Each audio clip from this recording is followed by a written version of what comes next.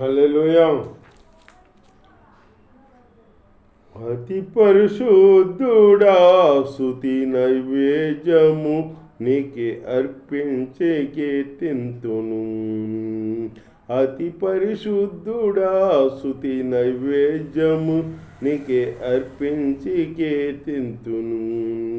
నీవు నా పక్షమై నన్ను దీవించగా, నీవు నా తోడువై నన్ను నడిపించగా, జీవింతును నీ కోసమే ఆశ్రయమైన నా యేసయ్యా.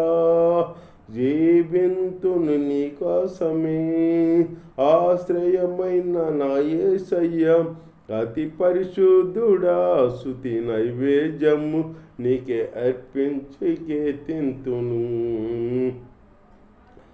సారపైనున్న పాత్రగా నన్ను చేజారిపోనీయక, శోధనలెన్నో ఎదిరించి నన్ను సోలిపోనీయక.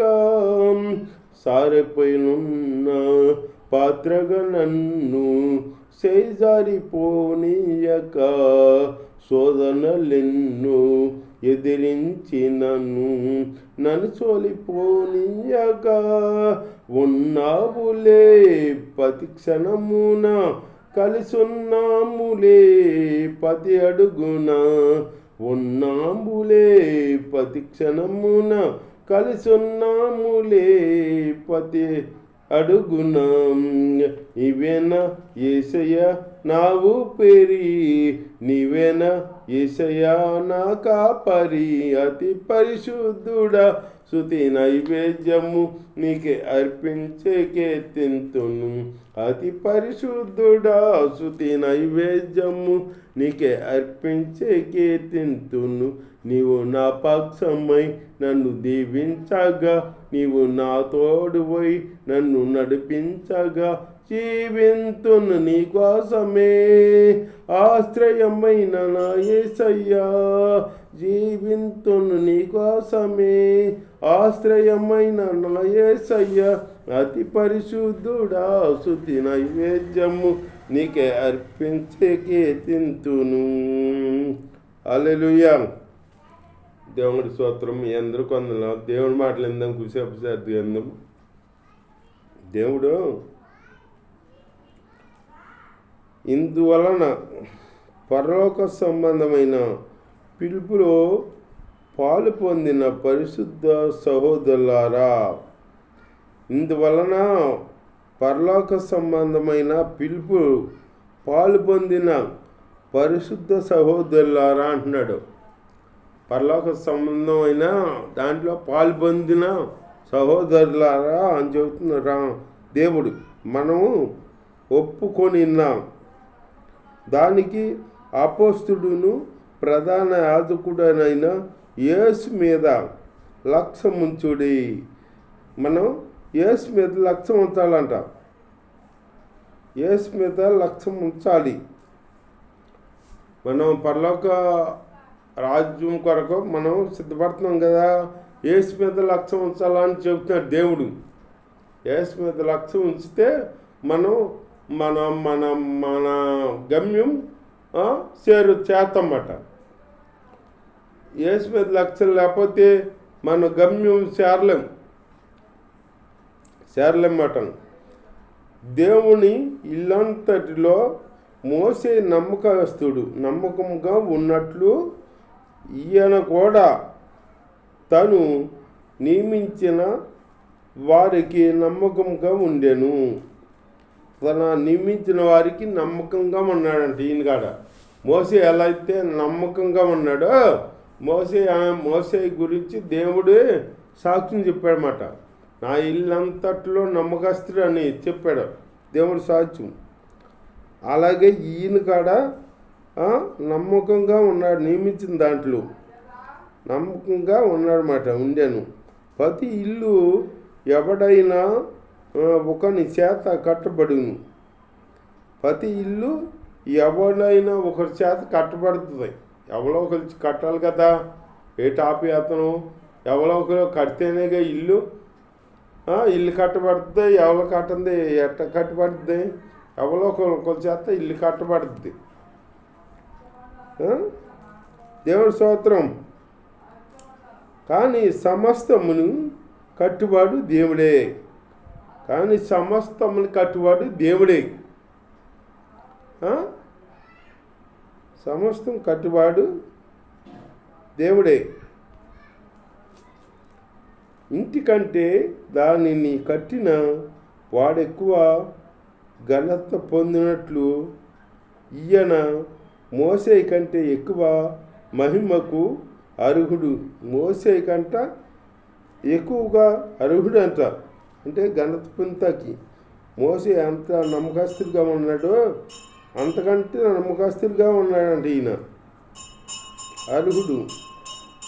దేవుడి స్తోత్రం. దేవుడి స్తోత్రం. ముందు చెప్పబో సంగతులకు సాక్ష్యార్థముగా మోసే పరిచారకుడునై ఉండి దేవుని ఇల్లంతటిలో నమ్మకంగా ఉండెను. దేవుడి ఇల్లంతటిలో నమ్మకంగా ఉన్నాడు, మోసే ఉన్నాడన్నమాట. దేవుడి స్తోత్రం. మనం కూడా నమ్మకంగా ఉండాలి. మనం దేవుడి బిడ్డలుగా రక్షణ పొంది దేవుడిలో సాగుతంగా మనం దేవుడికి నమ్మకస్తులుగా ఉండాలి. నమ్మకస్తులుగా ఉంటే మనం కార్యం ఫలం చూస్తాం. నమ్మకస్తుగా లేకుండా దేవుడిని నమ్ముకుని కాసేపు అటు కాసేపు ఇటు కాసేపు చర్చి కాసేపు లోకం అని మనం జీవించామనుకో మనం నమ్మకంగా ఉన్నట్టు కాదు. నమ్మకంగా ఉండమంటున్నాడు ఇక్కడ. నమ్మకంగా ఉండే జీవితం కలిగి మనం ఉండాలన్నమాట. అయితే క్రీస్తు కుమారుడై ఉండి ఆయన ఇంటి మీద నమ్మకంగా ఉన్నాడు. ఇంటి మీద నమ్మకంగా ఉన్నాడు క్రీస్తు. నమ్మకంగా ఉన్నాడు. అలాగే మనం నమ్మకంగా ఉండాలన్నమాట. నమ్మకమైన దేవుడు మన దేవుడు, మనం కానీ నమ్మకంగా ఉండాలి. నీవు నమ్మకస్తం చూపించాలి. నువ్వేమో నమ్మకం లేకుండా కాసేపు అది కాసేపు ఇది అని జీవిస్తే నీకు నమ్మకత్వం ఏది నీలో? నువ్వు ఒకళ్ళు నమ్మావంటే అతను నమ్మాలి, పూర్తిగా నమ్మాలి. పూర్తిగా నమ్మితేనే కదా నిన్ను చేర్చుకునేది. అతను నిన్ను నమ్మితే నిన్ను పనిలో చేర్చుకుంటాడు, నమ్మకపోతే చేర్చుకోడు కదా. అట్లాగే మనం క్రీస్తుకి నమ్మకస్తులుగా ఉండాలన్నమాట దేవుడికి. దేవుడి స్తోత్రం. నమ్మకంగా ఉండాలి. నిరీక్షణ వలన ఉత్సాహము తోతమట్టుకు స్థిరంగా చేపట్టిన వెడల మనమే ఆయన ఇల్లు అంటాం. నిరీక్షణ వలన ఉత్సాహము తోతమట్టుకు సిద్ధంగా చేపట్టిన వెడల మనమే ఆయన ఇల్లు అంటాం. ఆయన ఇల్లు మనమే. మనం ఏదేదో అనుకుంటాం, యేసు ఎక్కడో ఉంటాడు అనుకుంటాం. ఏదో మందిరాలు కట్టి అక్కడ ఉంటాడో, దేవాలయాల్లో ఉంటాడు అనుకుంటాం. మనం దేవుడు చెబుతున్నాడు ఇక్కడ, నా ఇల్లు మీరే అని చెబుతున్నాడు అన్నమాట. మనం ఏ దేవుడికి ఇల్లుగా ఉన్నామట. ఆ ఇల్లుని పరిశుద్ధంగా కాపాడుకోవాలి, పరిశుద్ధంగా ఉంచుకోవాలన్నమాట. దేవుడి స్తోత్రం. హల్లెలూయా. మనమే ఆయన ఇల్లు. మరియు పరిశుద్ధాత్మ ఇట్లు చెప్పుచున్నాడు, నేడు మీరాయన శబ్దమును విన్నబెడల అరణ్యములో శోధన దినమందు కోపము పుట్టించినప్పటి వలె మీ హృదయములను కఠిన పరుచుకొనకుడి. అంటే కోపం పుట్టిస్తారు మనల్ని.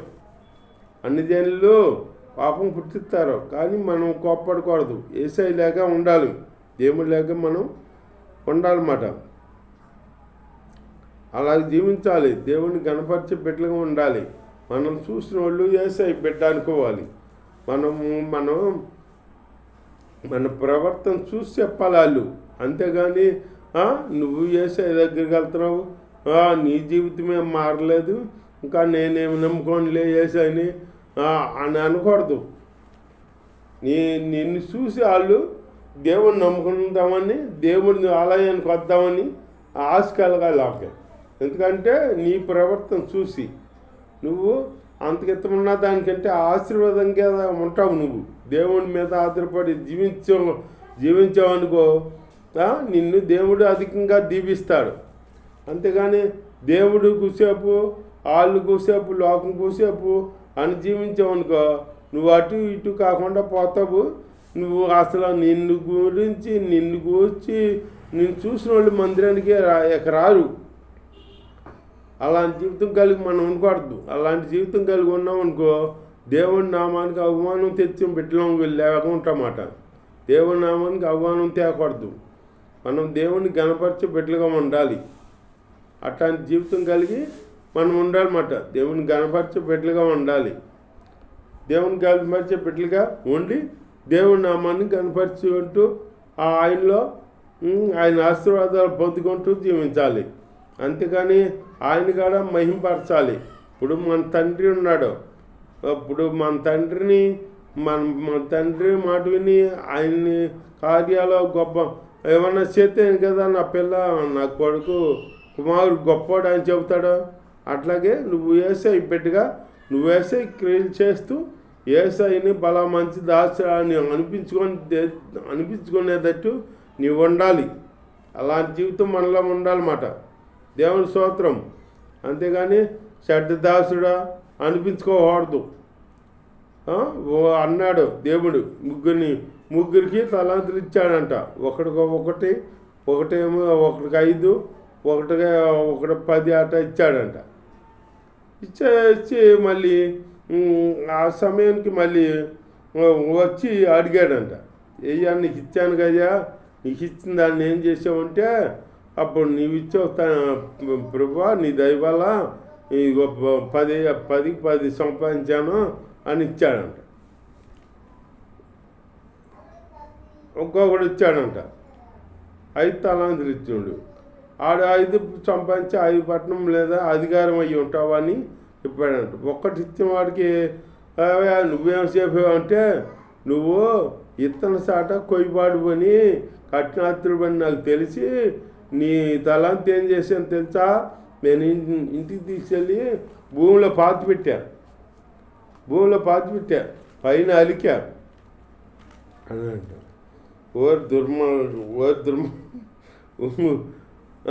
అని చెడ్డదాసురా, నేను ఇత్తన సాటు కొయ్యవాడిని అని తెలిసినప్పుడు నువ్వు అది సహకారుల దగ్గర పెడితే నేను వచ్చినాక వడ్డీతో తీసుకునేవానుగా అని నువ్వు వెతికి పెట్టలేదు చెడ్డదాసురా అని వాళ్ళు బాబు అక్కడ ఎవరో ఈయన తీసుకెళ్ళి కాళ్ళు చేతులు కట్టాను ముందు అన్నాడు.